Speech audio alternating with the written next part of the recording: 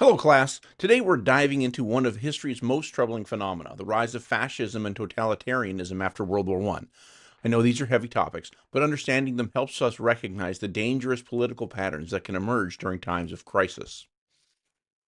Fascism isn't just a random insult people throw around. It's a specific political ideology that emerged from the early 20th century.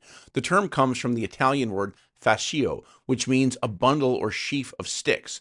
This image was powerful. A single stick breaks easily, but a bundle is nearly impossible to break. Italian revolutionary Benito Mussolini chose this symbol for his movement in 1919 when he created the Fasci di Combattimento, or combat groups. Historian Robert Paxton defines fascism as a form of political behavior marked by obsessive preoccupation with community decline, humiliation, or victimhood, and by contemporary cults of unity, energy, and purity. Fascism thrives on the idea that the nation has been humiliated and needs to be restored to greatness through strong leadership. Key elements of fascism include extreme nationalism and racial theories, the glorification of violence and war, the rejection of democracy and liberalism, a charismatic authoritarian leader, control of information and media, and the use of symbols, rituals, and propaganda. Now, totalitarianism goes beyond simple authoritarianism.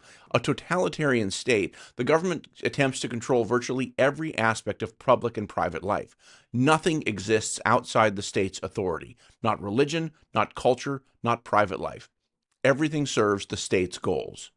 Both fascist and communist ideologies can be totalitarian, showing that this form of government can emerge from either the extreme of the political spectrum. Totalitarianism, as we know it, could not have existed before the 20th century because it depends heavily on modern communication technologies. Think about it. How could a government control everyone's thoughts and actions without reaching them constantly?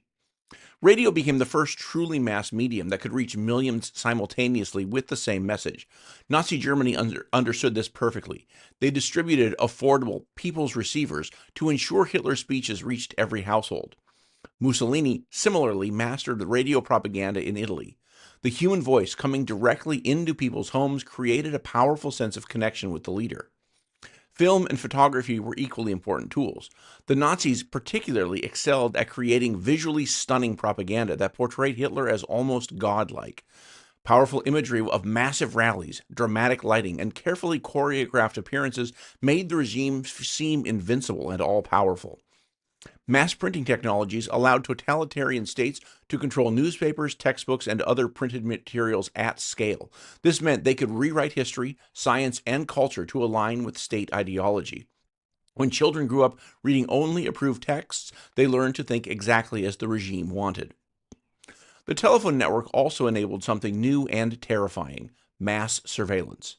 Secret police could monitor communications, creating the sense that the government was always watching and listening. This produced an atmosphere where people censored themselves and their private conversations out of fear. These technologies allowed totalitarian states to create what one historian called a permanent and all-encompassing propaganda environment, something simply impossible in the earlier periods of history. Now, why did these extreme ideologies gain popularity after World War I? The answer lies in the devastation of the war caused across Europe. First, economic chaos created desperate conditions. The war bankrupted nations, destroyed infrastructure, and triggered hyperinflation in places like Germany. When the Great Depression hit in 1929, it made everything worse. People who can't feed their families become receptive to radical solutions. Second, social upheaval tore at the fabric of societies. Class divisions intensified as workers gained power during wartime, while middle class influence declined. Gender roles were disrupted as women entered the workforce during the war, only to be pushed back into traditional roles afterwards. These tensions created an environment ripe for extremism. Third, the rise of communism terrified Europeans, especially property owners and the middle class. The Russian Revolution had shown what could happen when workers seized control, and many feared similar uprisings in their own countries. Fascism presented itself as the strongest defense against communist revolution. Fourth, the Treaty of Versailles created bitter resentment, especially in Germany. The harsh terms and war guilt clause humiliated Germans and burdened them with impossible reparation payments. This sense of victimhood made Hitler's messages of German restoration particularly appealing. Fifth, the psychological factors played a key role. The philosopher Hannah Arendt noted that totalitarianism thrives when traditional community bonds break down and people feel isolated.